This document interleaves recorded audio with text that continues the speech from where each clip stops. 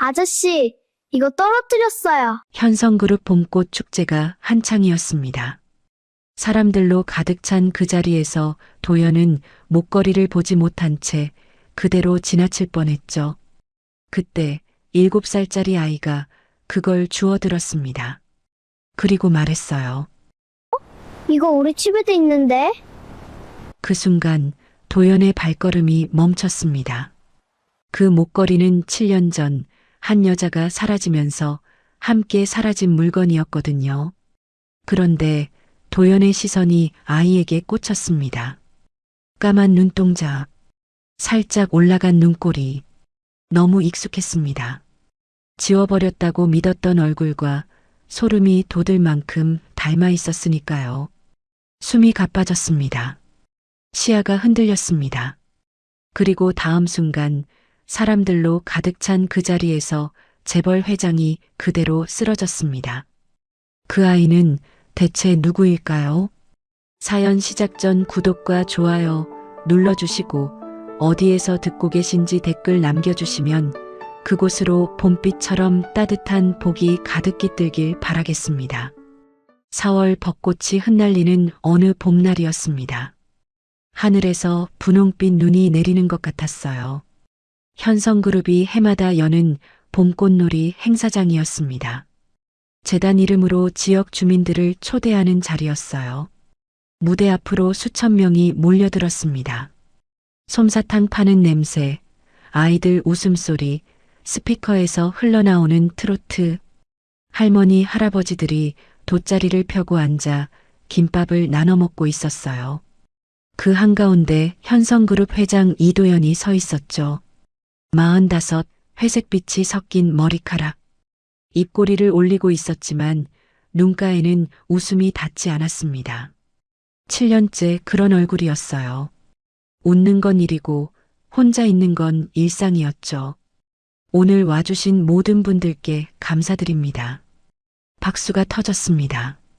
플래시가 번쩍이고 기자들이 카메라를 들이댔어요. 앞줄에 앉은 할머니가 회장님 잘생겼어 하고 소리쳤죠. 주변에서 웃음이 번졌습니다. 도연도 따라 웃었어요. 입만 웃고 있다는 걸 아는 사람은 아무도 없었죠. 인사를 마치고 무대 계단을 내려왔습니다. 수행원이 다가왔지만 손을 저어 보냈어요. 혼자 있고 싶었죠. 그때였습니다. 목 안쪽이 간지러웠어요. 침을 삼켜도 가시가 걸린 것처럼 따끔거렸죠. 처음엔 헛기침 한 번으로 넘겼습니다. 그런데 걸음을 옮길수록 가려움이 번져갔어요. 코끝이 벌겋게 달아올랐죠. 눈 안쪽이 따끔거리면서 눈물이 차올랐습니다. 재채기가 올라오는 걸 간신히 참았어요. 꽃가루가 기관지를 파고든 겁니다. 봄마다 찾아오는 알레르기였죠. 평소엔 약으로 눌러왔지만 오늘은 깜빡했습니다. 아침에 서둘러 나오느라 약통을 식탁에 두고 온 게 생각났어요. 도연은 이를 악물었습니다. 여기서 무너지면 내일 기사 제목이 뻔했어요. 현성그룹 회장은 쓰러지면 안 되는 사람이었죠. 7년 동안 한 번도 약한 모습을 보인 적이 없었습니다. 오늘도 마찬가지여야 했어요. 손수건으로 입을 틀어막고 사람들 사이를 빠져나왔죠. 웃는 척, 괜찮은 척, 걸음을 옮겼습니다. 인사를 건네는 사람에게 고개만 까딱 숙이고 지나쳤어요. 회장님, 사진 한 장만요 하는 소리가 뒤에서 들렸죠. 못 들은 척 했습니다. 목소리를 내면 기침이 터질 것 같았어요. 이마에 송글송글 땀이 맺혔죠. 하지만 닦을 여유도 없었습니다. 다리가 점점 풀리고 있었어요. 분수대 뒤편 벤치까지 간신히 몸을 끌고 갔죠. 사람들 눈에 띄지 않는 구석이었습니다. 벤치 페인트가 벗겨져 나무결이 드러나 있었어요. 주저앉자마자 넥타이를 잡아당겨 풀었죠. 셔츠 첫째 단추까지 뜯듯이 열었습니다. 거칠게 몰아쉬는 숨소리가 자기 귀에도 낯설었어요. 들이쉬려 해도 공기가 반밖에 들어오지 않았죠. 양복 무릎 위로 땀방울이 뚝뚝 떨어졌습니다. 셔츠가 등에 척 달라붙었어요. 눈을 감아도 빙빙 도는 느낌이 멈추지 않았죠. 벤치 팔걸이를 잡은 손에 핏줄이 붉어졌습니다. 이러다 진짜 쓰러지겠다 싶었어요. 시야가 뿌옇게 번지면서 주변 소리가 멀어졌죠. 저 멀리서 사람들의 웃음소리가 들렸습니다. 풍선 터지는 소리, 아이들 까르륵 웃는 소리. 세상이 한창 즐거운데 아무도 이쪽을 쳐다보지 않았어요. 불과 5분 전까지 수천 명 앞에 서 있던 사람이 지금 벤치에서 죽어가고 있었죠. 주머니 속 휴대폰이 진동했습니다.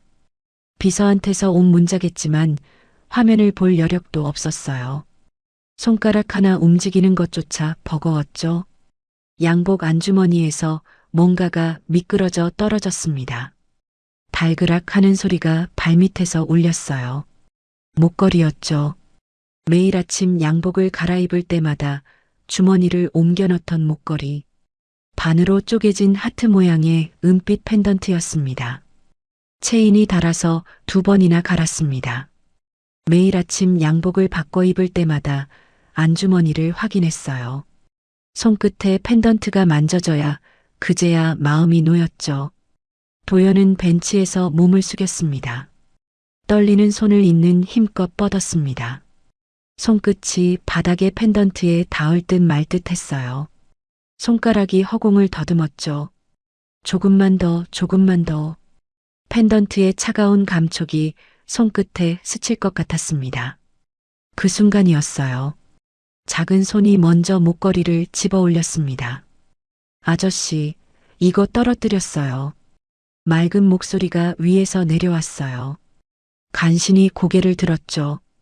7살쯤 되어 보이는 남자아이였습니다. 짧게 자른 머리카락 사이로 까만 눈이 반짝이고 있었어요. 볼이 발그레하게 상기된 얼굴이었죠. 한참을 뛰어다닌 아이 특유의 열기가 느껴졌습니다. 티셔츠 목둘레가 늘어나 있었어요.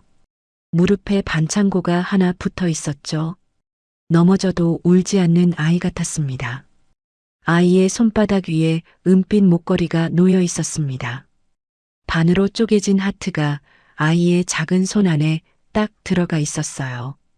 도연이 목걸이를 받으려고 손을 내밀었죠. 그런데 아이의 눈이 목걸이에 가 있었습니다. 건네주려다 말고 뭔가에 꽂힌 표정을 짓고 있었어요. 도연은 손을 내민 채 멈춰 있었죠. 아이가 펜던트를 손가락으로 톡톡 건드리더니 뒤집어 봤습니다. 뒷면에 뭔가 새겨져 있는 걸 들여다보면서 고개를 갸웃거렸어요. 한참을 들여다보더니 혼잣말처럼 작게 중얼거렸죠. 이거 우리 집에 있는 거랑 똑같은데. 도연의 손이 멈췄어요. 아이가 뭐라고 했는지 다시 한번 되뇌었죠. 그러다 문득 아이의 얼굴을 올려다봤어요. 까만 눈동자, 살짝 올라간 눈꼬리. 어디선가 본 적 있는 얼굴이었습니다. 기억이 나지 않을 뿐 너무 익숙했어요. 자기도 모르게 아이의 얼굴을 한참 들여다보고 있었죠. 아이가 고개를 갸웃거리며 도연을 올려다봤습니다. 이 목걸이는 세상에 딱 2개뿐이었어요. 주문 제작으로 만든 거라 같은 건 어디에도 없었습니다. 하나는 지금 자기 손 안에 있었어요. 나머지 하나는 7년 전에 사라진 사람이 가지고 있었죠. 그 사람과 함께 어디론가 사라져버린 반쪽짜리 하트. 도연의 귀가 먹먹해졌습니다. 세상의 소리가 한꺼번에 꺼졌어요. 눈앞에 아이의 얼굴만 남았죠. 벤치를 잡고 있던 손에서 힘이 빠졌습니다. 아저씨? 아저씨. 은율의 다급한 목소리가 점점 멀어졌죠. 아이가 도연의 어깨를 흔들었지만 반응이 없었습니다. 작은 손으로 양복 소매를 꼭 잡아당겼어요. 일어나요, 아저씨. 아이의 목소리가 떨리고 있었죠. 하지만 도연은 그대로 의식을 잃은 채 벤치 위로 쓰러졌습니다. 은율은 쓰러진 도연 옆에 쪼그리고 앉았어요. 소매를 놓지 않은 채로 바닥에 떨어진 반쪽짜리 하트 옆에 아이의 작은 운동화가 나란히 서 있었죠. 도연이 눈을 뜨는 순간 7년간 멈춰있던 시간이 다시 움직이기 시작합니다. 눈을 떴을 때 제일 먼저 보인 건 벚꽃잎이었습니다.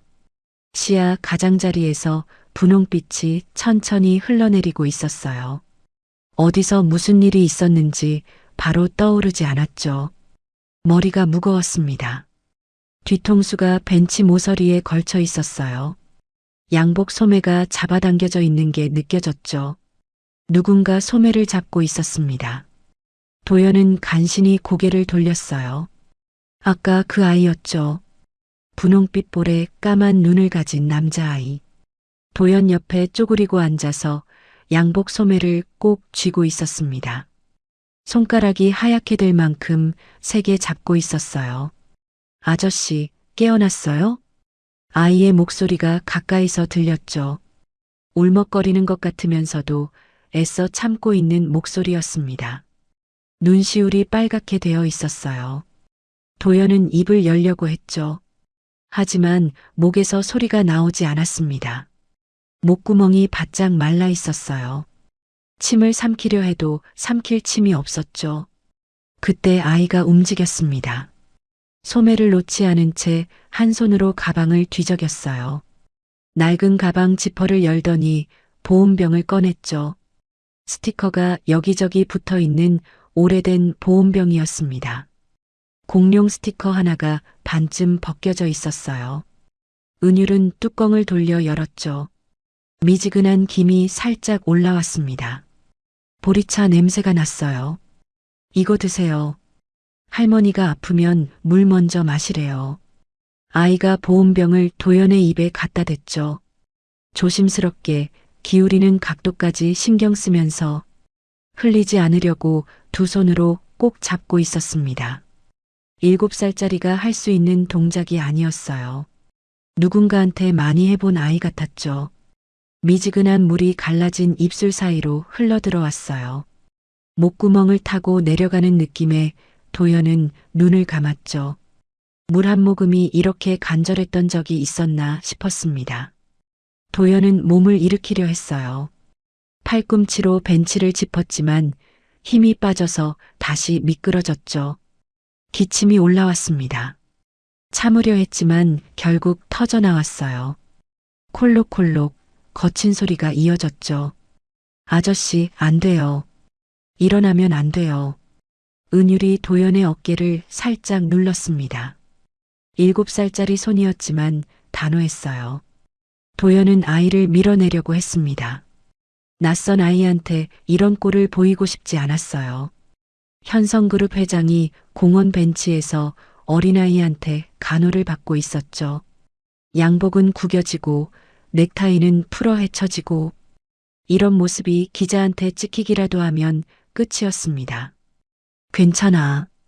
괜찮으니까 가봐. 겨우 그 한마디를 짜냈습니다.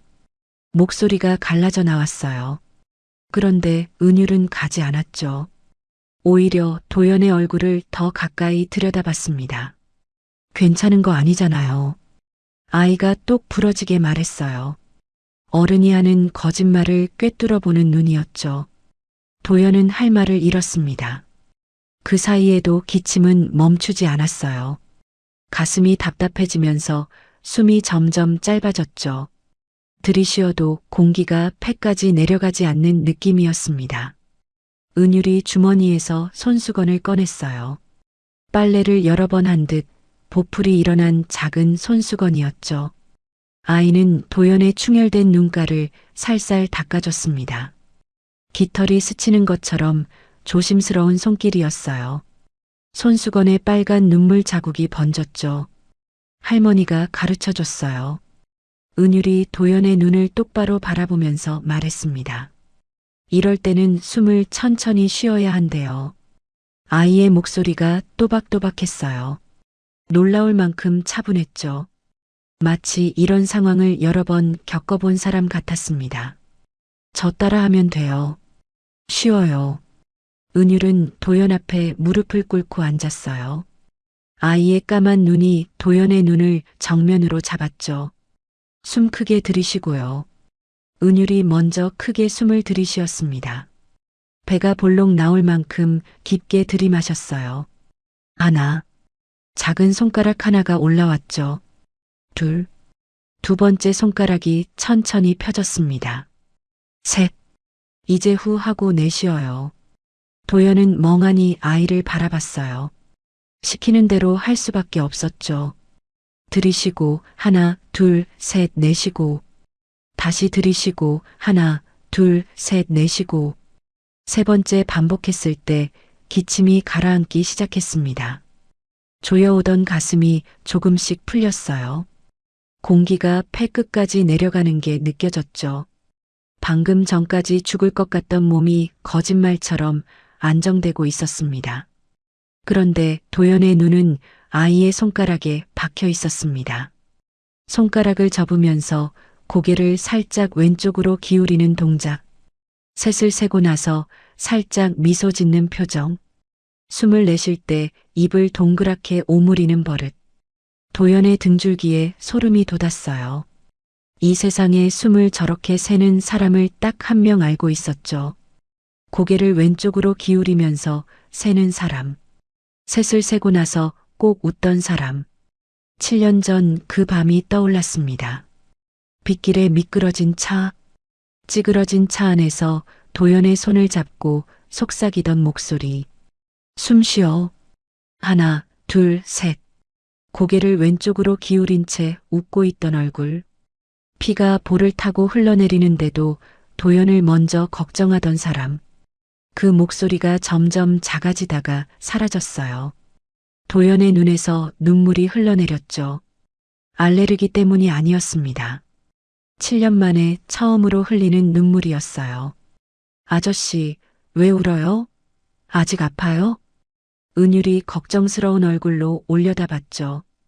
또 손수건을 꺼내려고 주머니를 더듬었죠. 도연은 아이의 얼굴에서 눈을 뗄 수가 없었습니다. 도연의 입술이 떨렸죠. 너 이 숨쉬기 어디서 배웠어? 목소리가 갈라졌습니다. 은율은 아무것도 모른다는 표정으로 대답했어요. 할머니가 가르쳐 줬는데요.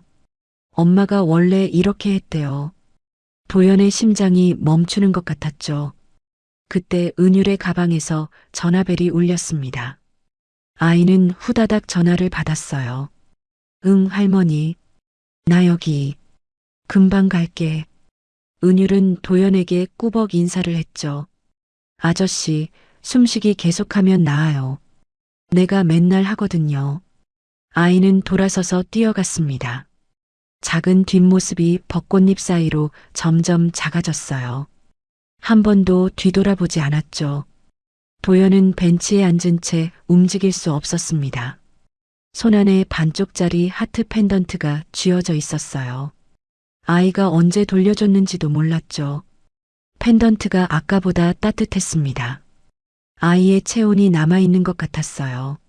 엄마가 원래 이렇게 했대요. 그 한마디가 머릿속에서 떠나지 않았죠. 하지만 도연은 아직 이 아이의 이름조차 모르고 있었습니다.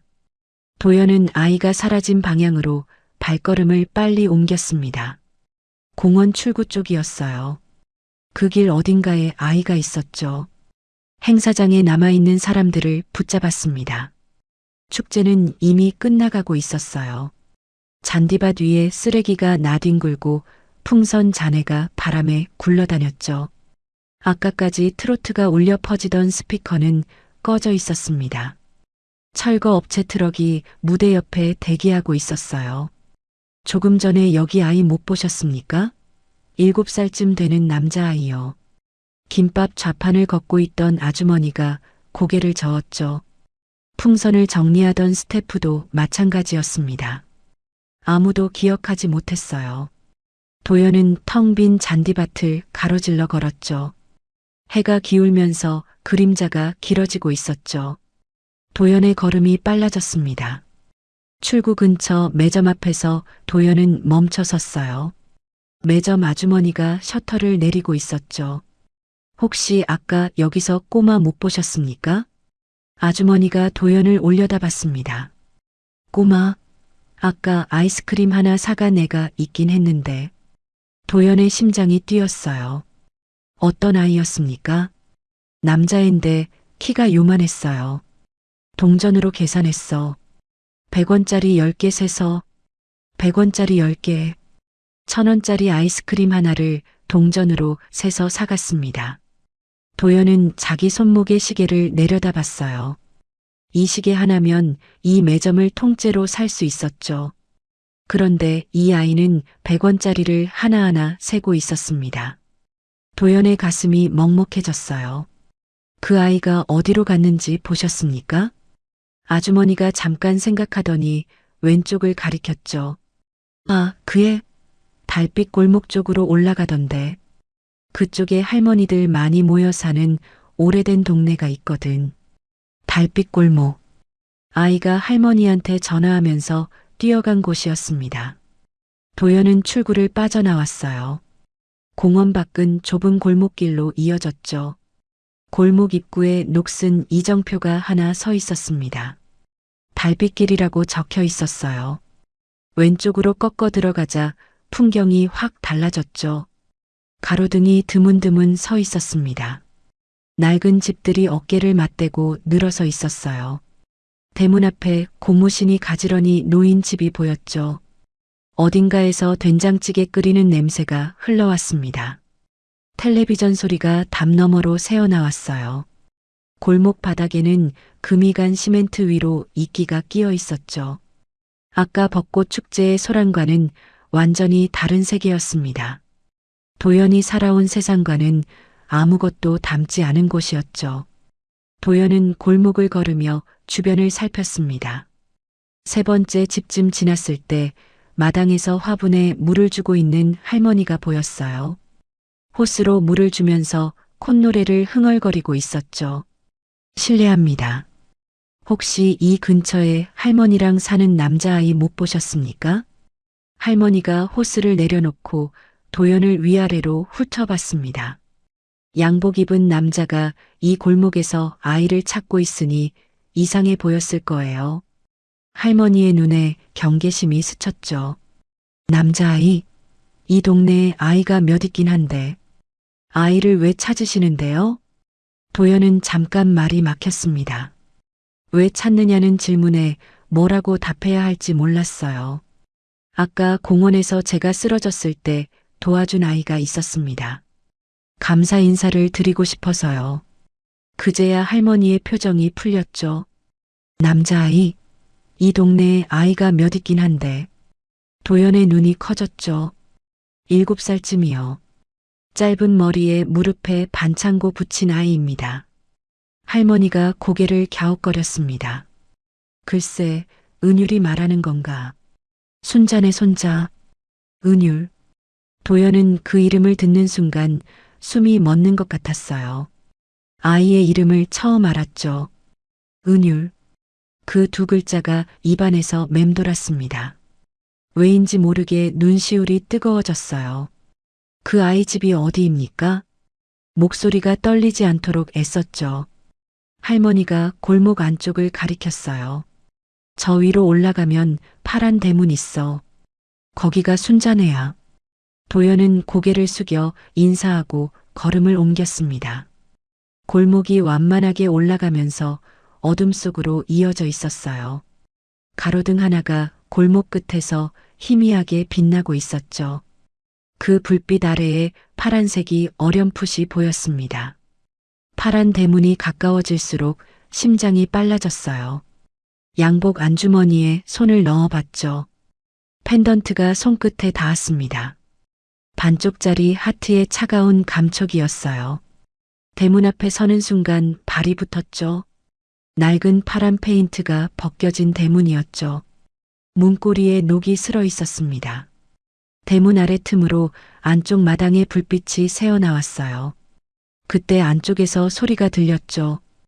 은율아, 손 씻고 밥 먹어야지. 할머니 목소리였습니다. 따뜻하고 다정한 목소리였어요. 할머니, 나 오늘 아저씨 도와줬어. 아이의 목소리가 뒤이어 들렸죠. 까르륵 웃음소리가 터져 나왔습니다.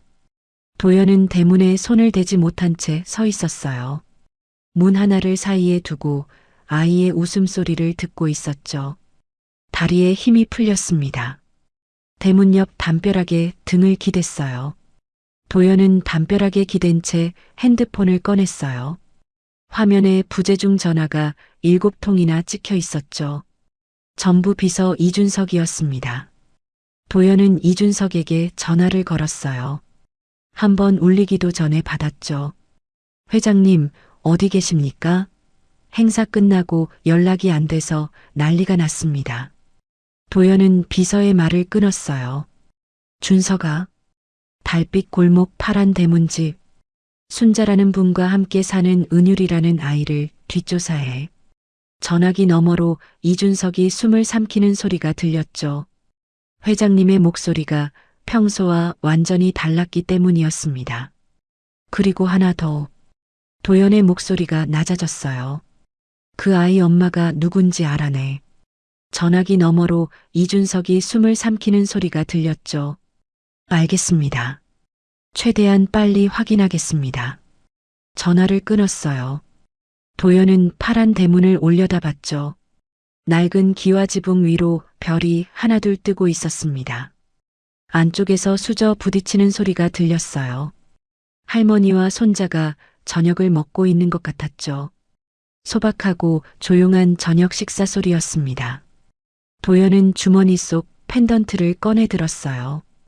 가로등 빛에 은빛이 희미하게 반짝였죠. 반으로 쪼개진 하트, 나머지 반쪽이 저 문 안에 있을지도 몰랐습니다. 안쪽에서 아이의 웃음소리가 다시 들렸어요. 아까 공원에서 도연의 눈물을 닦아주던 그 아이였죠. 7년 동안 멈춰있던 진실을 이제는 반드시 찾아내야 했어요. 그 아이를 놓치면 이번엔 진짜 끝일 것 같았죠. 그리고 그 진실은 저 파란 대문 하나를 사이에 두고 있었습니다. 도연은 떨리는 손으로 문을 두드렸습니다. 똑똑똑 3번. 나무 문에 손등이 닿을 때마다 손끝이 저릿거렸죠. 집안의 모든 소리가 동시에 멈췄습니다. 웃음소리도, 숟가락 소리도, 텔레비전 소리도 한순간에 전부 꺼졌어요. 아무 소리도 나지 않았죠. 도연의 심장 소리만 귀에 울렸습니다. 5초가 지나고 10초가 지났어요. 문 안쪽에서 누군가 숨을 죽이고 있는 게 느껴졌죠. 한참 뒤에 발소리가 들렸습니다. 슬리퍼를 끄는 소리였어요. 천천히, 아주 천천히 문 쪽으로 다가오는 소리였죠. 중간에 한번 멈칫하더니 다시 움직였습니다. 발소리가 문 바로 앞에서 멈췄어요. 안쪽에서도 문을 열지 못하고 있었죠. 문 하나를 사이에 두고 2 사람이 서 있었습니다. 그리고 문이 열렸습니다. 아주 조금만, 손바닥 하나 들어갈 만큼의 틈이었어요. 틈 사이로 얼굴이 나타났죠. 백발이 섞인 머리카락, 깊이 패인 주름. 앞치마를 두른 할머니였습니다. 앞치마에 국물 자국이 묻어 있었어요. 방금까지 부엌에 있었던 것 같았죠. 박순자였습니다. 순자는 도연의 얼굴을 보는 순간 그대로 얼어붙었어요. 눈동자가 크게 흔들렸죠. 입술이 벌어졌다가 다시 닫혔습니다. 얼굴에서 핏기가 빠져나가는 게 눈에 보였어요. 아니, 절대 와서는 안 되는 사람이 온 표정이었죠. 도연은 그 표정을 놓치지 않았습니다. 이 할머니는 자신을 알고 있었어요. 처음 보는 사람에게 저런 얼굴은 하지 않았죠. 순자는 본능적으로 문을 더 닫으려 했어요. 동시에 몸을 돌려 입구를 막아섰죠. 마른 등이 문틀에 딱 붙었습니다. 2 팔을 벌려 문 양쪽을 잡았어요. 손가락에 힘이 들어가면서 손등의 핏줄이 붉어졌죠. 이 문 안에 있는 것을 절대 보여주지 않겠다는 몸짓이었습니다. 2 사람 사이에 말이 없었어요. 가로등 불빛이 순자의 흰 머리카락 위에 내려앉고 있었죠. 저녁 찬바람이 골목 사이를 지나갔어요. 순자의 앞치마가 바람에 살짝 펄럭였죠. 도연은 순자의 눈을 바라봤습니다. 할머니의 눈에 두려움이 가득 차 있었어요. 하지만 그 뒤에 다른 감정도 섞여 있었죠. 무언가를 지키려는 사람의 간절함이었습니다. 도연이 먼저 입을 열었습니다. 오늘 행사장에서 은유리를 만났습니다. 순자의 눈이 한 번 더 흔들렸어요. 은유리라는 이름이 나오자 입술을 꽉 깨물었죠. 모르는 분이에요. 가세요. 목소리가 갈라져 나왔습니다. 도연은 물러서지 않았어요. 주머니에서 펜던트를 꺼냈죠. 반쪽짜리 하트를 순자의 눈높이에 맞춰 들어 올렸습니다.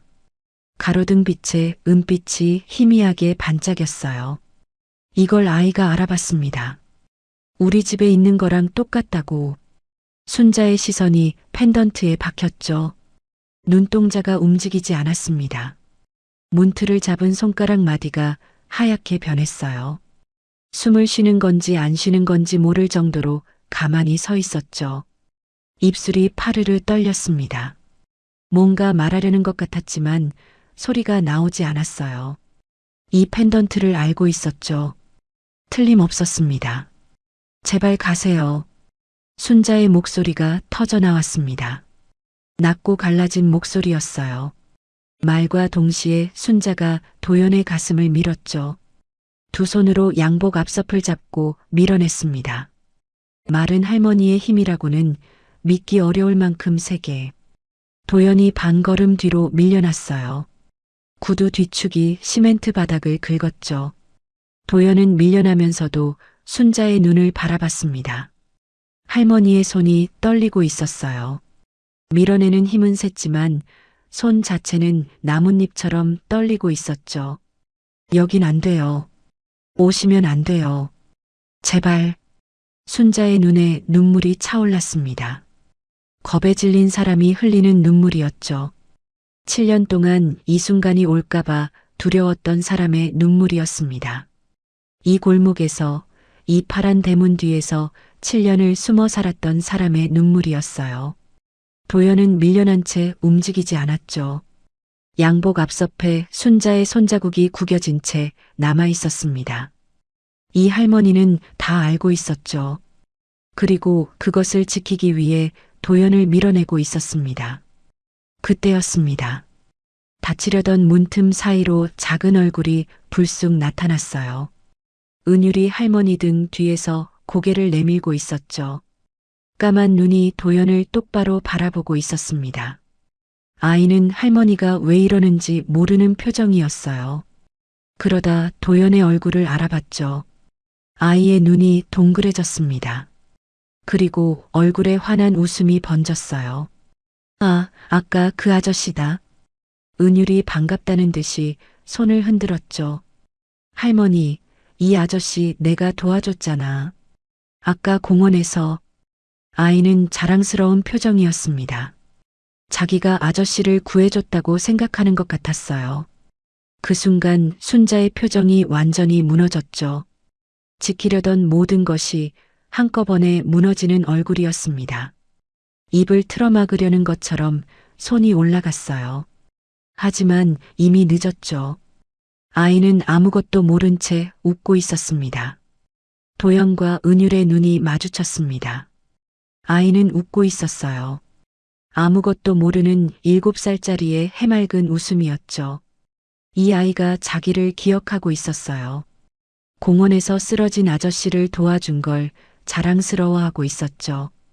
그런데 그 아이의 할머니는 도연을 보고 겁에 질려 있었습니다. 순자가 은율의 어깨를 잡아 뒤로 끌어당겼어요. 안으로 들어가. 할머니의 목소리가 날카롭게 갈라졌죠. 평소에 이런 목소리를 쓰는 사람은 아닌 것 같았습니다. 은율이 놀란 표정으로 할머니를 올려다봤어요. 할머니, 왜 그래? 이 아저씨 나쁜 사람 아닌데. 아이의 목소리가 작아졌죠. 퍽! 문이 닫혔습니다. 빗장거는 소리가 울렸어요. 그리고 안쪽 불빛이 꺼졌죠. 도연은 어둠 속에 홀로 남았어요. 닫힌 파란 대문 앞에 서서 움직이지 못했죠. 문 안쪽에서 은율이 왜 하고 묻는 소리가 작게 들렸습니다. 할머니, 왜 문 닫았어? 아저씨한테 인사 안 했는데. 순자가 뭐라고 달래는 소리가 이어졌어요.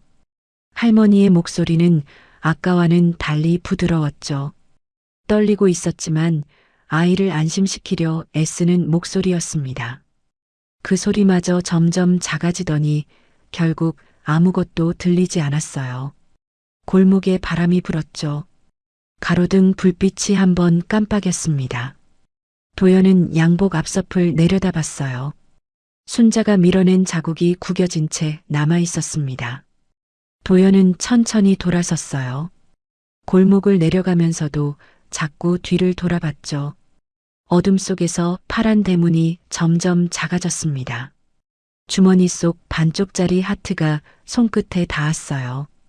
그런데 도연은 몰랐죠. 지금 이 순간 파란 대문 안에서 순자가 떨리는 손으로 전화기를 들고 있었다는 걸. 서연아, 그 사람이 찾아왔어. 도연은 시동도 끄지 않은 채 차 안에서 반쪽 목걸이를 바라보고 있었습니다. 히터 바람이 나오고 있었지만 손끝은 차가웠어요. 펜던트의 금속 감촉이 7년 전 기억을 끌어올렸죠. 한서연과 나눠 가졌던 커플 목걸이였습니다. 보석 가게에서 둘이 골랐어요. 하트를 반으로 쪼개서 하나씩 나눠 가졌죠. 유치하다고 웃으면서도 서연은 그날부터 매일 목에 걸고 다녔습니다. 7년 전 4월이었어요. 갑자기 소나기가 쏟아진 밤이었죠. 도연이 운전하고 서연이 조수석에 앉아 있었습니다. 라디오에서 노래가 흘러나오고 있었어요. 서연이 따라 부르다가 도연을 보고 웃었죠. 창밖으로 벚꽃이 비에 젖어 도로 위에 떨어져 있었습니다. 와이퍼가 미친 듯이 움직이고 있었어요. 빗줄기가 너무 세서 앞차 브레이크 등도 번져 보였죠. 도연 씨, 좀 천천히. 서연이 도연의 팔을 잡았습니다. 손이 따뜻했어요. 그게 마지막 온기였죠. 브레이크를 밟았지만 차가 미끄러졌습니다. 타이어가 젖은 도로 위에서 헛돌았어요. 핸들을 꺾는 순간 몸이 앞으로 쏠렸죠. 서연의 비명이 들렸습니다. 그 다음은 기억이 끊겼어요. 다시 눈을 떴을 때 차 안은 찌그러져 있었죠. 핸들에 가슴이 눌려서 숨을 쉴 수가 없었습니다. 앞유리가 거미줄처럼 갈라져 있었어요. 빗물이 금 사이로 스며들어 얼굴 위에 떨어졌죠. 차 안에 휘발유 냄새가 가득했습니다.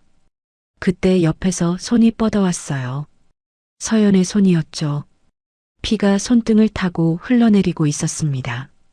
조수석 쪽이 더 심하게 찌그러져 있었어요. 서연의 다리가 대시보드 아래 끼어 있었죠. 그런데도 서연은 자기 다리보다 도연의 손을 먼저 잡았습니다. 숨 쉬어. 하나, 둘, 셋. 고개를 왼쪽으로 기울인 채 속삭이던 목소리. 이마에서 피가 흘러내리는데도 웃고 있었어요. 자기가 더 다쳤으면서 도연을 먼저 걱정하고 있었죠. 그 목소리가 점점 작아지다가 구급차 사이렌 소리에 묻혔습니다. 병원에서 눈을 떴을 때 서연은 옆에 없었어요. 도연은 간호사에게 물었죠.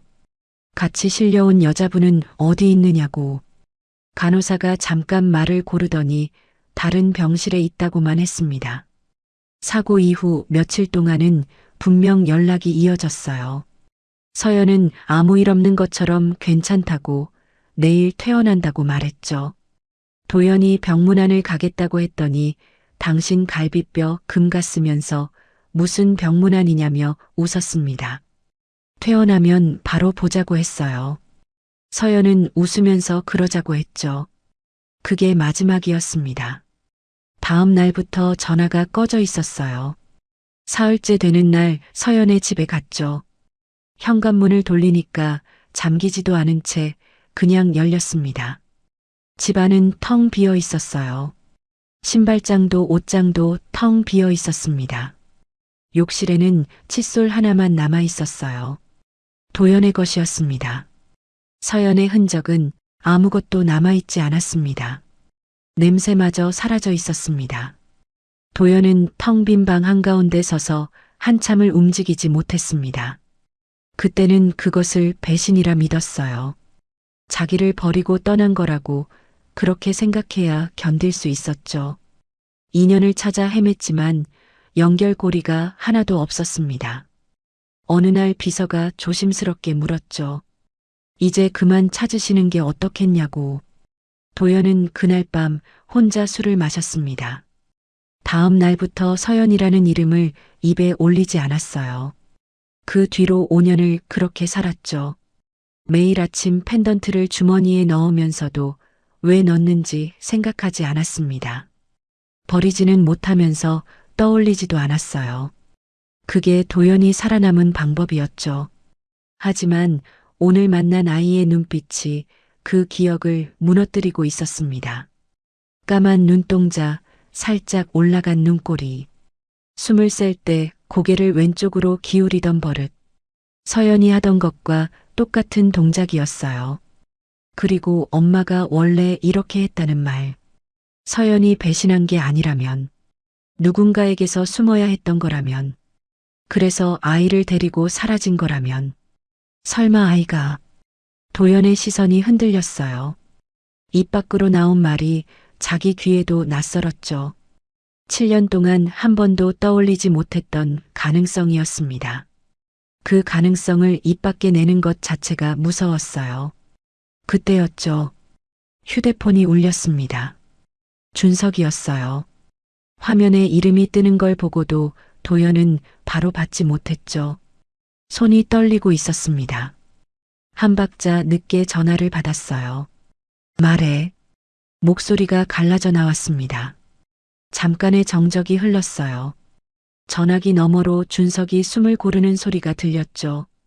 서류 넘기는 소리도 섞여 있었습니다. 뭔가 말하기 어려운 게 있는 것 같았어요. 회장님, 말씀하신 뒷조사 결과가 나왔습니다. 도연은 대답하지 않았죠. 기다렸습니다. 아이 보호자 박순자, 72. 달빛 골목에 7년째 거주하고 있어요. 그런데 그 전 주소지가 이상합니다. 7년 전까지 서울 강남 쪽에 살았어요. 강남에서 이 골목으로. 도연의 눈이 좁아졌죠. 그리고 아이 어머니 기록인데 준석의 목소리가 한 톤 더 낮아졌습니다. 이름이 한서연입니다. 차 안의 공기가 얼어붙었습니다. 도연의 손에서 펜던트가 미끄러질 뻔했어요. 간신히 붙잡았죠. 한서연. 7년 전에 사라진 그 이름이었습니다. 그 이름을 다른 사람 입에서 듣는 건 7년 만에 처음이었어요. 그리고 하나 더 있습니다. 준석의 목소리가 한 톤 더 낮아졌어요. 서연 씨를 7년 동안 추적한 기록이 있습니다. 같은 이름이 계속 반복됩니다. 도연의 눈동자가 멈췄죠. 숨이 막힌 듯 아무 말도 나오지 않았습니다. 그리고 준석이 그 이름을 말했어요. 박태호 부사장님입니다. 박태호. 현성그룹 부사장이었어요. 도연 다음으로 그룹 안에서 가장 힘 있는 사람이었죠. 매주 임원 회의에서 마주 앉고 웃으며 악수하던 사람이었습니다. 그 사람이 7년 동안 서연을 쫓고 있었죠. 도연의 머릿속에서 퍼즐 조각이 하나씩 맞춰지기 시작했어요. 사고가 우연이 아니었을 수도 있었죠. 서연이 사라진 것도 배신이 아닐 수도 있었습니다. 그 모든 생각이 한 방향으로 모이고 있었어요. 하지만 도연은 끝내 그 결론을 입 밖으로 꺼내지 못했죠. 그 순간이었습니다. 달빛 골목 끝에서 가로등 불빛이 한 번 꺼졌다 켜졌어요. 도연은 통화를 끊은 뒤 한참 동안 아무 말도 하지 못했습니다. 핸들을 붙잡은 채 앞을 바라봤어요. 달빛 골목 입구의 가로등이 희미하게 빛나고 있었죠. 방금 들은 이름이 머릿속에서 떠나지 않았습니다. 박태호. 머릿속에 맴도는 건 단 하나뿐이었죠. 지금 당장 확인해야 한다는 것. 추측이 아니라 증거가 필요했습니다. 이 아이가 정말 자기 아이인지, 서연이 정말 살아있는지, 확실한 답이 필요했어요. 도연은 다시 전화를 걸었죠. 준석이 한 번만에 받았습니다. 준석아. 네, 회장님. 도연의 목소리가 낮아졌어요. DNA 검사를 진행해라. 아이 것과 내 것. 가능한 빨리. 전화기 너머로 짧은 침묵이 흘렀죠. 준석이 숨을 삼키는 소리가 들렸습니다. 그리고 이건 아무에게도 알리지 마. 도연이 잠깐 말을 끊었어요. 아무도 몰라야 해. 준석이 대답하기까지 한 박자가 걸렸죠. 알겠습니다. 짧은 대답이었습니다. 하지만 목소리가 어딘가 무겁게 가라앉아 있었어요. 평소에 또박또박한 말투가 아니었죠. 도연은 그걸 신경 쓸 여유가 없었습니다. 지금 도연의 머릿속에는 아이의 얼굴밖에 없었어요. 아이의 검체는 내가 방법을 찾아볼게. 최대한 빠르게 연락해. 알겠습니다, 회장님. 전화가 끊겼죠. 도연은 핸들에 이마를 기대고 눈을 감았습니다. 차 안에 엔진 돌아가는 소리만 낮게 울렸어요. 반쪽짜리 펜던트가 조수석 위에 놓여 있었죠. 가로등 불빛에 은빛이 깜빡이고 있었습니다. 한참 뒤 도연은 기어를 넣고 차를 출발시켰어요. 백미러 속에서 달빛 골목 입구가 점점 작아졌죠. 도연은 백미러에서 눈을 떼지 못했습니다. 그 골목 끝에 자기 아이가 있을지도 모른다는 생각. 7년 동안 한 번도 해본 적 없는 생각이었어요. 그 시각이었어요. 준석은 통화를 끊은 뒤 한동안 휴대폰을 내려다보고 있었죠. 화면이 꺼졌는데도 손에서 놓지 못했습니다. 사무실이 아니었어요. 현성그룹 본사 지하 주차장이었죠. 퇴근 시간이 지나서 차가 거의 빠져나간 뒤였습니다. 형광등 불빛이 차갑게 내려쬐고 있었어요. 배기관 냄새가 콘크리트 벽에 배어 있었죠. 주차장에는 아무도 없었습니다. 준석은 차 문 앞에서 멈춰 선 채 깊게 숨을 들이쉬었어요. 안경을 벗었죠. 렌즈에 묻은 지문을 닦는 척했지만 손이 떨리고 있었습니다. 안경 아래 형광등 불빛이 반사되고 있었어요. 방금 회장님이 한 말이 머릿속에서 맴돌았죠. 아무에게도 알리지 마. 태호한테도. 준석은 안경을 다시 썼습니다. 눈을 한번 감았다 떴어요. 주차장의 정막 속에서 자기 숨소리만 울렸죠. 핸드폰 연락처를 스크롤했습니다. 손가락이 한 이름 위에서 멈췄어요. 박태호 부사장. 잠깐 망설였죠. 화면 위에 올려놓은 엄지손가락이 미세하게 떨렸습니다. 이 전화를 거는 순간 돌아올 수 없다는 걸 알고 있었어요. 회장님을 배신하는 거라는 것도. 하지만 준석에게는 선택지가 없었죠. 태호가 쥐고 있는 것이 있었습니다. 준석은 이를 악물고 통화 버튼을 눌렀어요. 전화가 2번 울리고 받았죠. 받는 쪽에서 아무 말이 없었습니다. 먼저 말하라는 뜻이었어요. 늘 그랬죠. 저 부사장님. 준석의 목소리가 떨리고 있었습니다. 주차장의 콘크리트 벽에 목소리가 울렸어요. 입술을 한번 깨물고 나서야 다음 말이 나왔죠. 확인하셔야 할 것 같습니다. 회장님이 움직이셨습니다. 전화기 너머로 짧은 침묵이 흘렀습니다. 무슨 뜻이지? 낮고 단단한 목소리였어요. 물어보는 것 같으면서도 이미 답을 알고 있는 사람의 말투였죠. 준석은 그 목소리가 나올 때마다 등이 굳었습니다. 준석이 침을 삼켰죠. 달빛 골목입니다. 회장님이 그 집을 찾아가셨어요. 아이도 만났고 박순자 씨도 만났습니다. 그리고 펜던트를 보여줬습니다. 침묵이 길어졌어요. 준석은 전화기를 귀에 대고 서 있었죠. 주차장의 형광등이 지직거리며 한 번 깜빡였습니다. 그 소리가 유난히 크게 울렸어요. 그리고 방금 저한테 DNA 검사를 지시하셨습니다. 아무에게도 알리지 말라고. 전화기 너머에서 의자가 삐걱거리는 소리가 났죠. 누군가 천천히 몸을 일으키는 소리였습니다. 서두르지 않는 움직임이었어요. 드디어 찾았군. 박태호의 목소리였습니다. 조급함도 당황함도 없었어요. 오래 기다려온 사람의 목소리였죠. 7년을 기다린 사람이 마침내 그 순간을 맞이한 것 같았습니다. 얼마나 알고 있지. 아직 확신은 없는 것 같습니다. 하지만 서연이라는 이름까지 나왔으니 시간 문제일 겁니다. 시간 문제라. 태호가 천천히 되뇌었어요. 급하지 않은 사람의 말투였죠. 마치 체스에서 상대방의 수를 기다리고 있던 사람 같았습니다. DNA 검사는 며칠 걸리지. 보통 3, 4일 정도입니다. 3, 4일. 태호가 숫자를 입안에서 굴렸어요. 충분하지. 3, 4일이면 많은 걸 할 수 있어. 무엇을 할 수 있다는 건지 준석은 묻지 못했죠. 하지만 등줄기가 서늘해지는 건 어쩔 수 없었어요. 잘했어, 준석아. 그 한마디에 준석의 얼굴이 창백해졌어요. 계속 보고해. 도연이가 뭘 하는지 전부 다. 누구를 만나고 어디를 가고 뭘 시키는지. 빠짐없이. 네. 전화가 끊겼죠.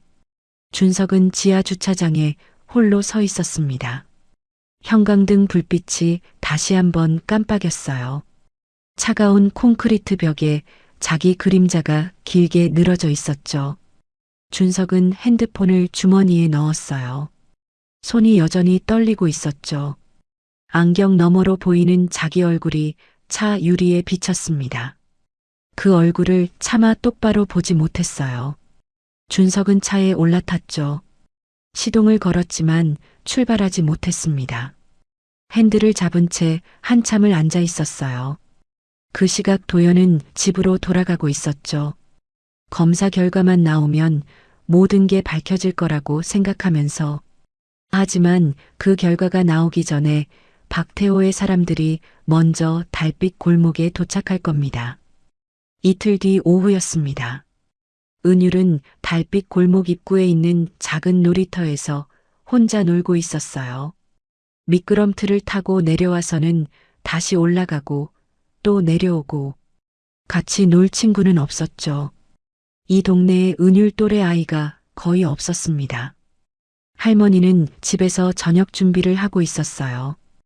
은율아, 멀리 가지 마. 대문 앞에서 그렇게 말하고 들어간 지 10분 정도 됐죠. 놀이터라고 해봐야 미끄럼틀 하나에 그네 2개가 전부였습니다. 페인트가 벗겨진 그네 의자에 앉아서 은율은 발을 흔들고 있었어요. 운동화 끝이 모래를 긁었죠. 그때 골목 입구에 검은 차 한 대가 조용히 멈춰 섰습니다. 엔진 소리가 거의 나지 않았어요.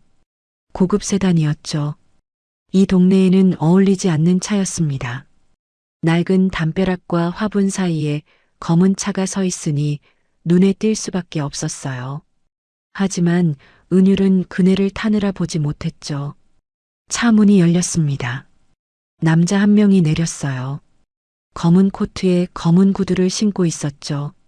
선글라스를 쓰고 있었습니다. 키가 컸어요. 남자는 주변을 한번 둘러봤죠. 골목에 사람이 없는 걸 확인하고 나서 천천히 놀이터 쪽으로 걸어왔습니다. 은율은 그네에서 내려 모래바닥에 나뭇가지로 뭔가를 그리고 있었어요. 아직 남자를 보지 못했죠. 남자의 그림자가 은율 앞에 떨어졌습니다. 해가 기울면서 긴 그림자가 아이의 그림 위를 덮었어요. 은율이 고개를 들었죠. 낯선 얼굴이었습니다. 이 동네에서 한 번도 본 적 없는 사람이었어요. 검은 옷에 선글라스. 아이가 보기에도 이 골목에 어울리지 않는 사람이었죠. 은율이지? 남자가 이름을 불렀습니다.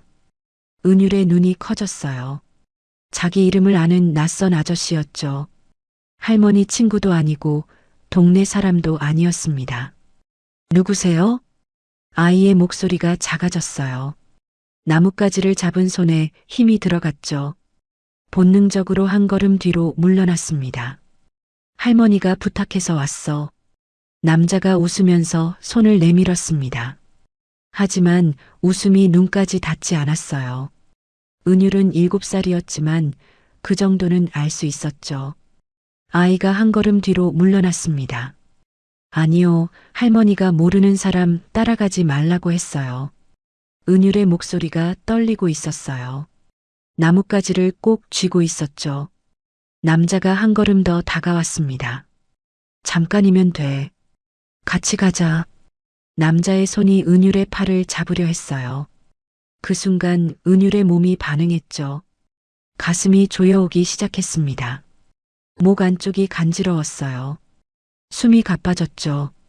공포가 몰려오자 기관지가 먼저 다치기 시작했습니다. 은율은 가슴을 움켜쥔 채 기침을 터뜨렸어요. 할머니도 보온병도 약도 곁에 없었죠. 들이쉬려 해도 공기가 들어오지 않았어요. 빨대로 숨을 쉬는 것 같았죠. 입을 벌리고 숨을 쉬려 했지만 가느다란 소리만 났습니다. 쌕쌕거리는 숨소리가 조용한 놀이터에 울렸어요. 남자가 멈칫했죠. 아이가 갑자기 쓰러질 것 같은 모습이었습니다. 남자의 표정이 살짝 흔들렸어요. 하지만 물러서지 않았죠. 은율의 얼굴이 빨갛게 달아올랐습니다. 눈에 눈물이 차올랐어요. 기침을 하면서도 아이는 뒤로 물러나려고 했죠. 모래바닥에 발이 걸려 넘어졌습니다. 엉덩이가 모래에 닿았어요.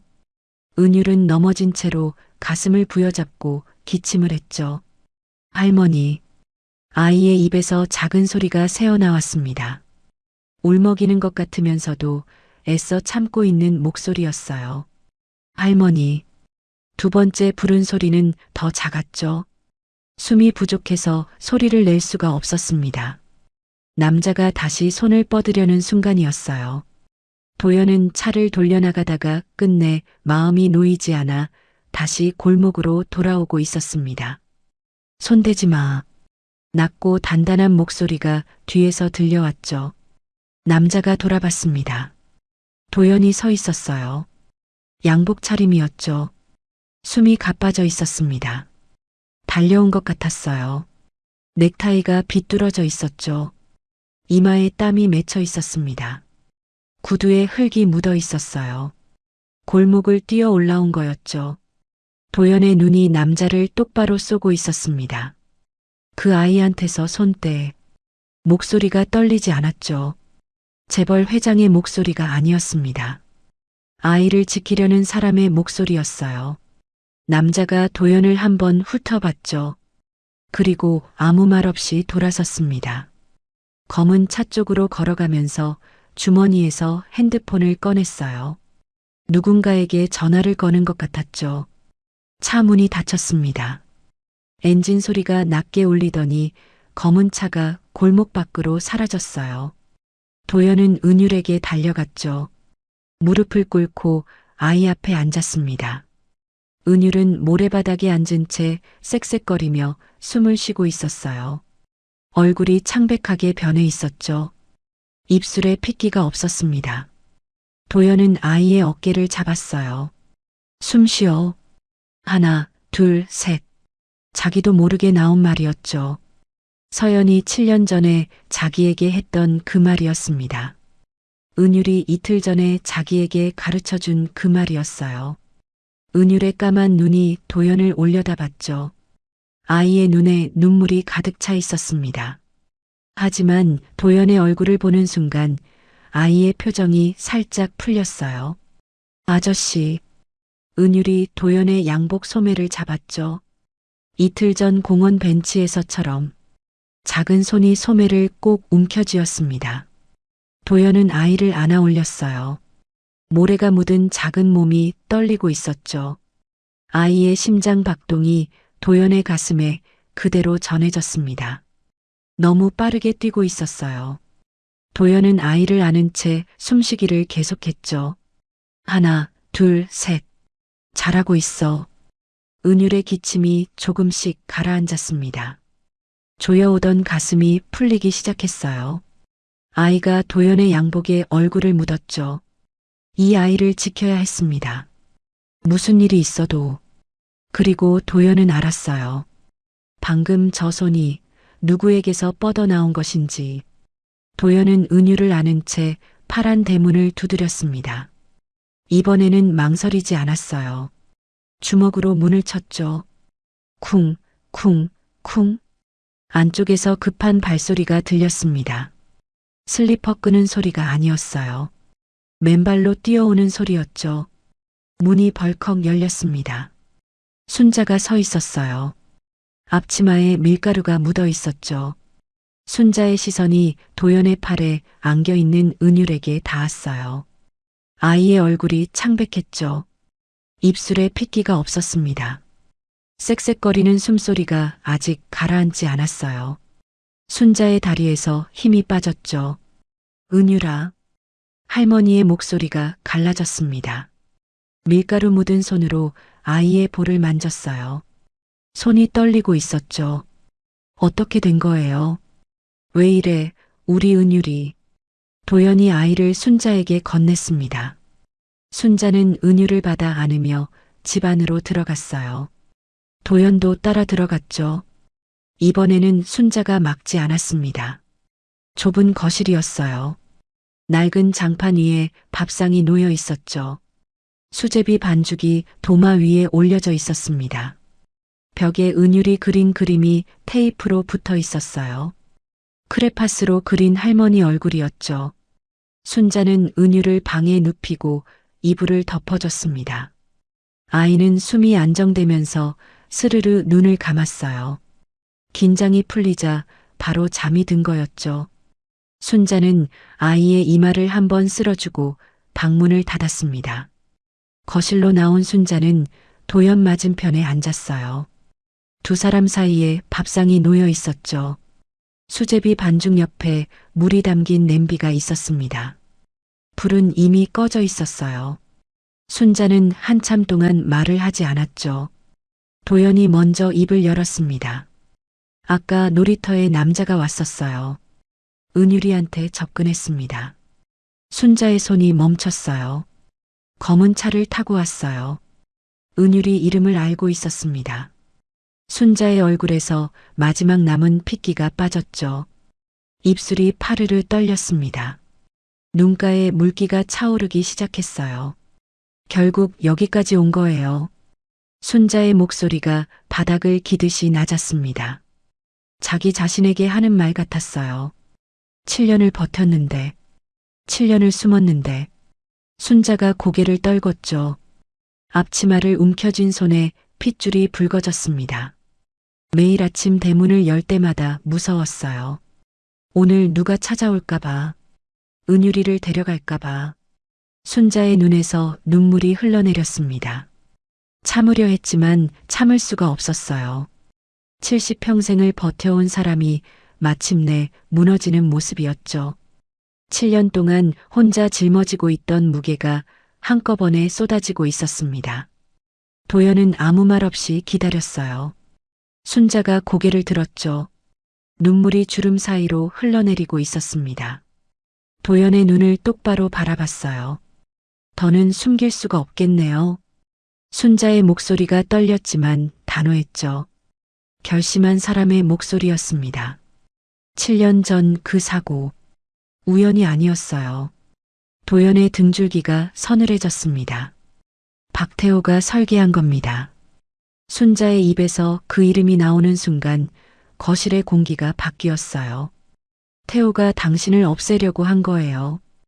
회장 자리를 뺏으려고. 그날 빗길 사고는 처음부터 꾸며진 거였습니다. 브레이크에 손을 댔어요. 도연의 손이 무릎 위에서 떨렸죠. 7년 동안 사고라고 믿어왔던 것이 한순간에 무너지고 있었습니다. 그날 브레이크를 밟았는데 차가 미끄러졌던 게 떠올랐어요. 밟았는데 안 멈췄던 거였죠. 서연이가 먼저 눈치챘어요. 순자가 코를 훌쩍이며 말을 이었습니다. 사고 전에 뭔가를 알아낸 거예요. 태호가 뭘 하려는지. 하지만 막을 수는 없었습니다. 시간이 없었어요.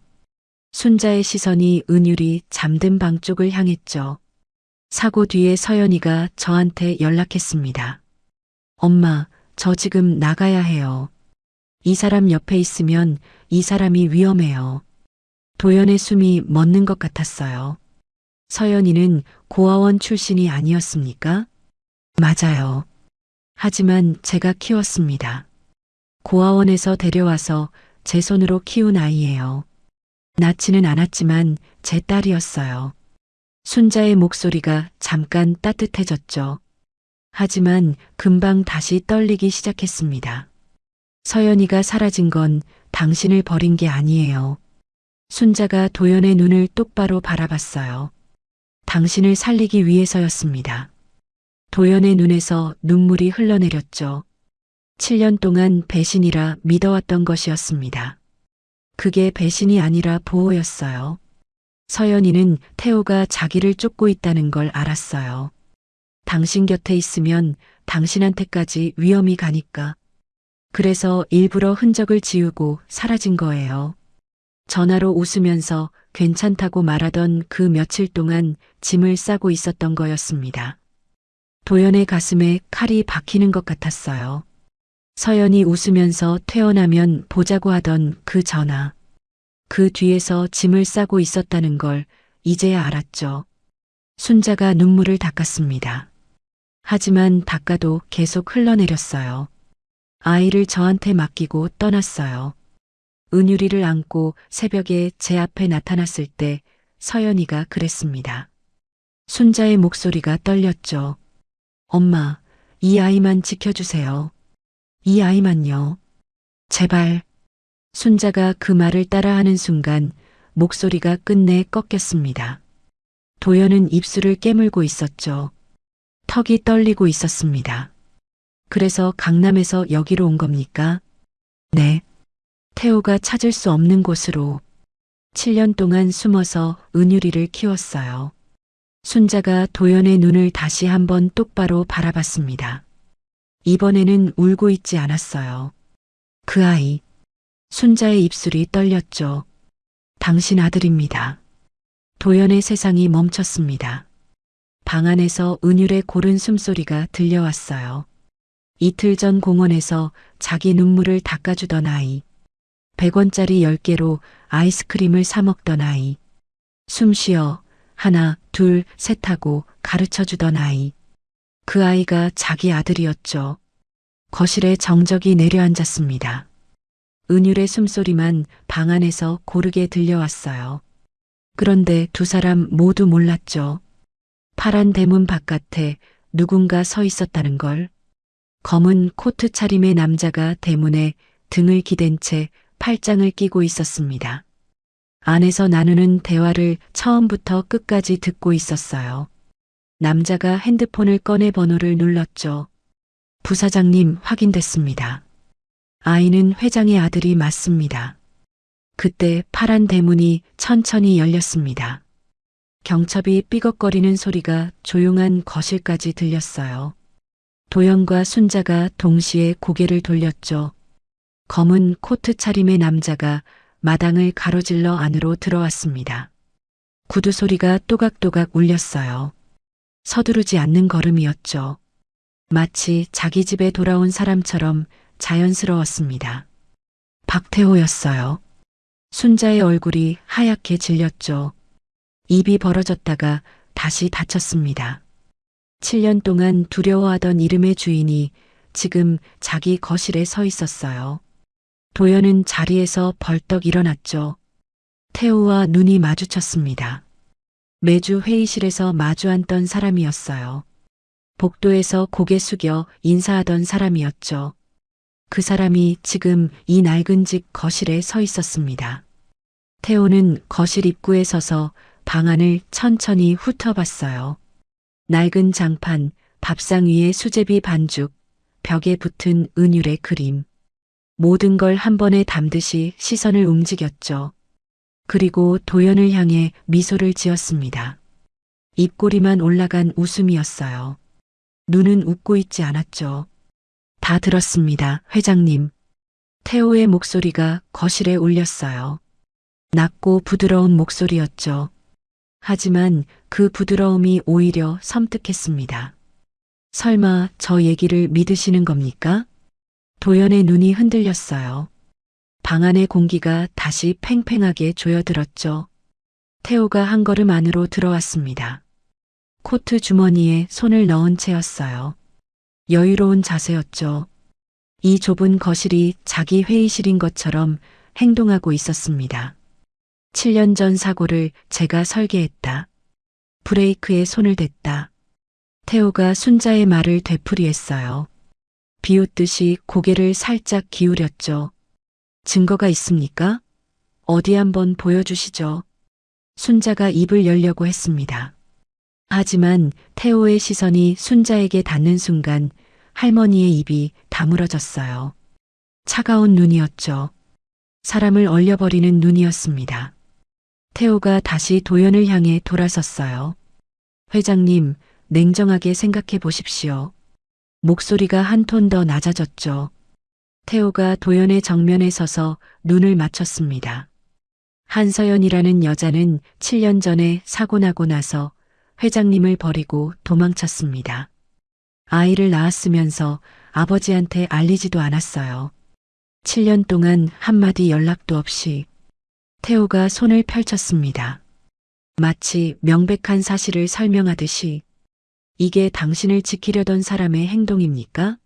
진짜 당신을 위했다면 왜 한 통화도 안 했겠습니까? 도연의 주먹이 떨렸어요. 반박하고 싶었지만 말이 나오지 않았죠. 태호가 하는 말이 완전히 틀린 게 아니었기 때문이었습니다. 7년 전에도 그러셨죠. 태호의 목소리가 더 깊어졌어요. 감정에 휘둘려 사람을 믿고 결국 배신당하셨습니다. 그때도 제가 옆에서 말씀드렸잖아요. 그 여자를 믿지 마시라고. 도연의 입술이 바르르 떨렸죠. 7년 전 태호가 했던 말이 기억났습니다. 그때도 태호는 서연을 못 믿어했어요. 고아원 출신의 배경도 없는 여자를 왜 곁에 두느냐고. 박순자 씨. 태호가 순자에게 시선을 돌렸죠. 딸이라고 하셨나요? 낳지도 않은 아이를 7년 동안 키우면서 얼마나 힘드셨습니까? 목소리가 부드러웠습니다. 하지만 그 부드러움 아래 칼날이 숨어 있었어요. 제가 도와드릴 수 있습니다. 아이도 어르신도 편하게 해드릴 수 있어요. 아니면 태호가 말을 끊었죠. 끝을 흐리는 게 더 무서웠습니다. 순자의 손이 떨렸어요. 은율이 잠든 방 쪽을 돌아봤죠. 아이가 깨면 안 된다는 표정이었습니다. 그럼 증거는요? 태호가 도연을 향해 마지막 한마디를 던졌어요. 승부를 끝내겠다는 목소리였죠. 7년 전 사고 기록, 브레이크 점검 보고서, 경찰 조사 결과 전부 정상 처리되어 있습니다. 제가 뭘 했다는 증거가 단 하나라도 있습니까? 방 안의 모든 시선이 멈췄어요. 도연은 대답하지 못했죠. 증거가 없었습니다. 순자의 말밖에 없었어요. 태호의 입꼬리가 다시 올라갔죠. 이겼다는 표정이었습니다. 그 순간이었죠. 대문 쪽에서 발자국 소리가 들렸습니다. 가볍지도 무겁지도 않은 발소리였어요. 천천히 마당을 가로질러 오고 있었죠. 거실 입구에 그림자가 드리워졌습니다. 여자였어요. 후드를 깊이 눌러 쓰고 있었죠. 한 손에 서류 봉투를 들고 있었습니다. 두꺼운 봉투였어요. 빵빵하게 부풀어 있었죠. 여자가 후드를 벗었습니다. 순자의 입에서 비명 같은 소리가 터져 나왔어요. 서연아. 할머니가 주저앉을 뻔했죠. 밥상 모서리를 잡고 간신히 버텼습니다. 도연의 다리에서 힘이 빠졌어요. 한서연이 거기 서 있었죠. 7년 만이었습니다. 얼굴이 말라 있었어요. 광대뼈가 도드라지고 눈 밑에 그림자가 짙었죠. 머리카락이 7년 전보다 훨씬 짧았습니다. 7년 전 웃으면서 퇴원하면 보자고 하던 그 얼굴이 아니었어요. 7년이라는 시간이 그녀의 얼굴에 전부 새겨져 있었죠. 하지만 눈빛은 살아 있었습니다. 도연을 똑바로 바라보고 있었어요. 한 번도 흔들리지 않는 눈빛이었죠. 서연이 서류 봉투를 들어 올렸어요. 증거요? 서연의 목소리가 거실에 울렸죠. 7년 만에 듣는 목소리였습니다. 낮고 갈라져 있었지만 흔들리지 않았어요. 서연이 태호를 향해 돌아섰죠. 여기 다 있습니다. 서류 봉투를 밥상 위에 내려놓았어요. 쿵 하는 소리가 울렸죠. 7년 전 브레이크 조작 지시 녹음, 사고 현장 CCTV 원본, 경찰 조사 무마 과정 계좌 이체 내역, 그리고 저를 7년 동안 추적한 기록 전부. 서연이 한 장씩 꺼내며 밥상 위에 펼쳤습니다. 사진, 녹취록, 계좌 내역서. 한 장 한 장 내려놓을 때마다 밥상이 서리로 덮여갔어요. 태호의 얼굴에서 처음으로 웃음이 사라졌죠. 입꼬리가 내려갔습니다. 눈이 좁아졌어요. 서연이 태호를 올려다봤죠. 7년 동안 숨어 있었던 건 도망친 게 아니에요. 서연의 눈에 눈물이 차올랐습니다. 하지만 목소리는 떨리지 않았어요. 이걸 모으고 있었습니다. 서연이 도연을 바라봤죠. 7년 만에 처음으로 두 사람의 눈이 마주쳤습니다. 미안해요. 오래 걸렸어요. 도연은 서연의 얼굴을 바라봤습니다. 7년 만이었어요. 하고 싶은 말이 1000개는 넘었죠. 하지만 지금은 아니었습니다. 도연이 천천히 태호를 향해 돌아섰어요. 눈이 달라져 있었죠. 아까까지 흔들리던 눈빛이 완전히 굳어 있었습니다. 태호? 도연의 목소리가 낮게 깔렸어요. 회의실에서 부르던 부사장님이 아니었죠. 내 차 브레이크에 손을 댔어. 내 여자를 7년 동안 쫓았어. 내 아이한테 사람을 보냈어. 한마디 한마디가 칼날처럼 떨어졌습니다. 도연이 한 걸음 다가갔어요. 태호가 처음으로 반걸음 뒤로 물러났죠. 그리고 7년 동안 내 옆에 앉아서 웃고 있었어. 도연의 주먹이 떨리고 있었습니다. 하지만 때리지 않았어요. 때리는 것보다 더 무서운 게 있었죠. 도연이 핸드폰을 꺼내 번호를 눌렀습니다. 경찰에 신고합니다. 현성그룹 부사장 박태호, 7년 전 살인미수 및 증거인멸 혐의입니다. 태호의 얼굴에서 마지막 여유가 사라졌어요. 처음으로 입술이 떨렸죠. 서연이 도연의 옆에 서서 태호를 바라봤어요. 7년 만에 처음으로 숨지 않는 얼굴이었죠. 그리고 방 안에서 은율의 목소리가 들렸습니다.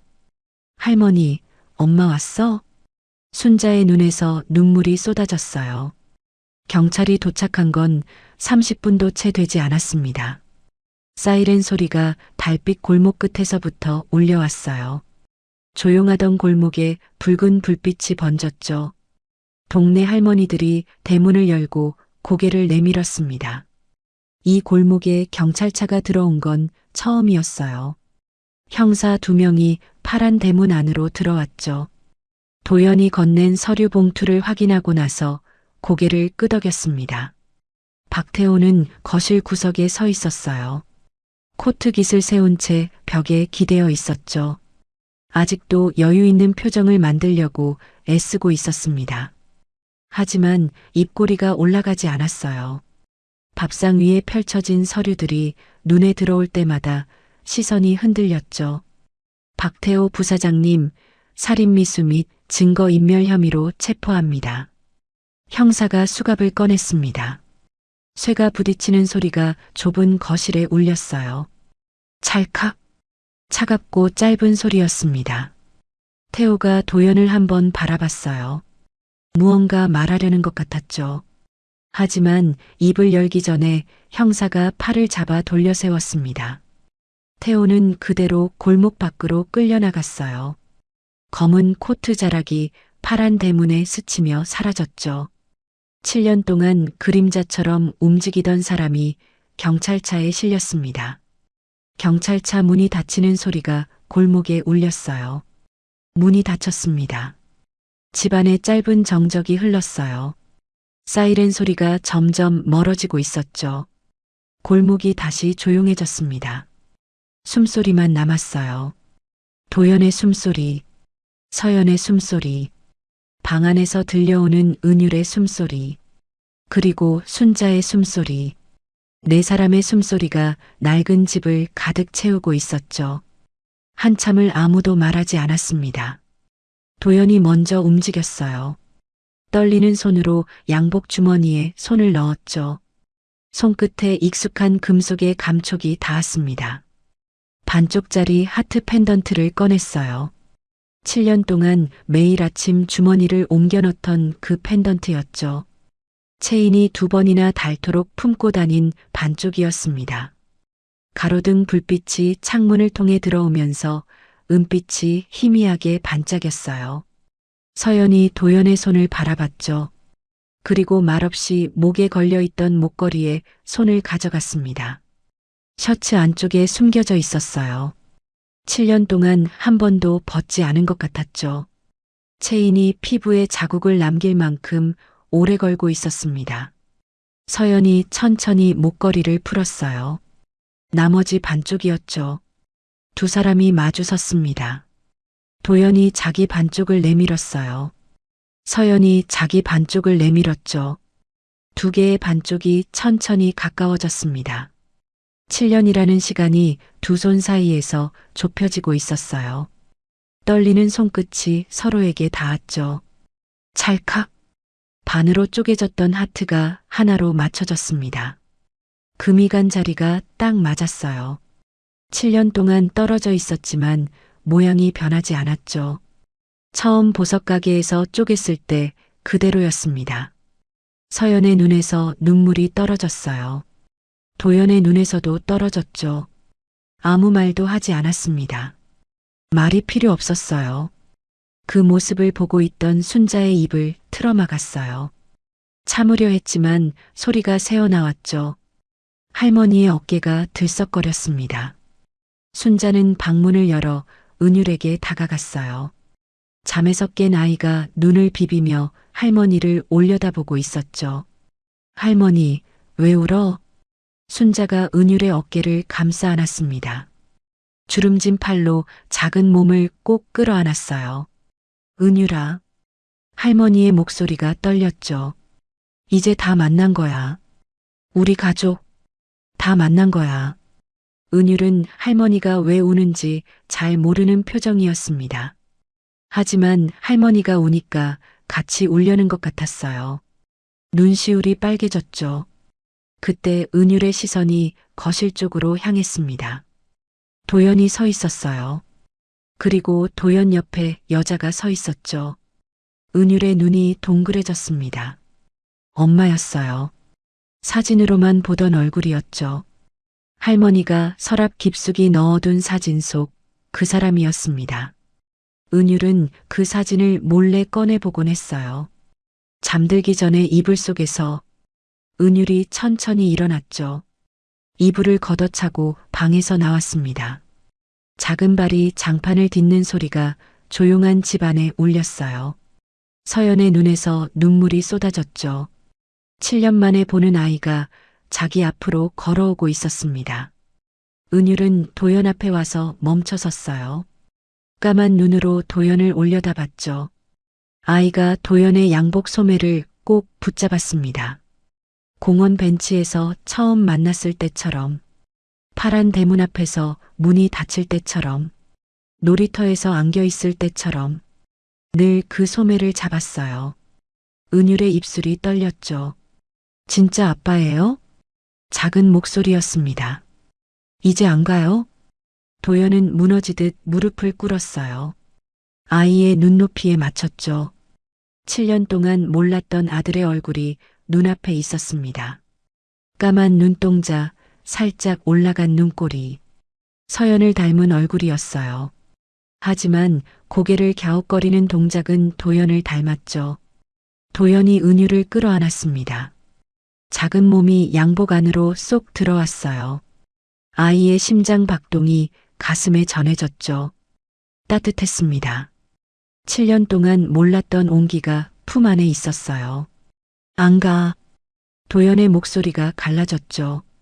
이제 안 가. 서연이 두 사람 옆에 무릎을 꿇었습니다. 도연의 등에 이마를 대고 눈을 감았어요. 순자도 다가와 세 사람을 감싸 안았죠. 네 사람의 숨소리가 하나로 섞였습니다. 숨 하나, 숨 둘, 숨 셋. 7년 동안 따로따로 쉬어왔던 숨이 이 좁은 거실에서 비로소 하나가 되었어요. 파란 대문 너머로 벚꽃잎이 흩날리고 있었죠. 다음 날 아침이었습니다. 햇살이 달빛 골목 위로 쏟아지고 있었어요. 도연은 양복 상의를 벗어 대문 앞에 걸어놓고 소매를 걷어붙였습니다. 파란 대문 옆에 붙어있던 낡은 문패를 조심스럽게 떼어냈어요. 녹슨 못이 빠지면서 시멘트 가루가 떨어졌죠. 그 자리에 새 나무 문패를 달았습니다. 서연이 어젯밤에 나무판 위에 이름을 새긴 거였어요. 박순자, 한서연, 이도현. 새 이름이 나란히 적혀 있었죠. 그리고 맨 밑에 은유리가 비뚤비뚤하게 쓴 글씨가 있었습니다. 이은율.